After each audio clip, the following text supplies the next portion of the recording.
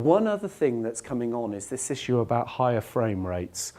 At the moment, the UHD industry's become very, very used to frame rates of 50 or 60p, which represents a doubling of what you're used to with HD because you're used to interlace. So that's one other thing that's changing within the marketplace. Just to put HDR in context, usually when you're talking about HDR, you're talking about somewhere between about 1,000 and 1,800 nits. Professional grading happens at about 4,000 to 4,000 nits. Now, you compare it to an SDR signal that's 100 nits on your home screen that you've got, if you've got sort of say a 5, 6-year-old television.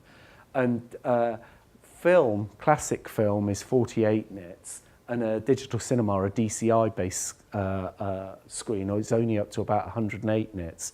So no wonder then that you're actually watching film in a darkened environment because it just can't cope with, sort of high ambient levels like we're seeing here. So one thing that I did say that I would talk about is concentrating on live streaming. And specifically, UHD and streaming is going to be the primary vehicle by which all new UHD services will be launched.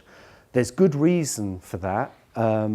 Dealing with legacy and dealing with the complex issues of transcoding and transferring material, particularly live material, is much, much more difficult when you've got legacy HD infrastructure in place. Most of the early services have been sort of OTT streaming services.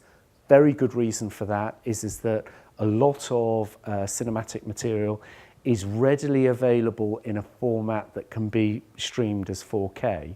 And if you listen, I was very, very careful there. I did not say 4K material because the secret behind a lot of cinematic material, especially CGI stuff, is actually only 2K. So you need to watch out there. And it's also at a lower frame rate. And the real challenge for people when they're actually considering what's going on is how you actually deal with high frame rate sports, how you actually make that scale in applications.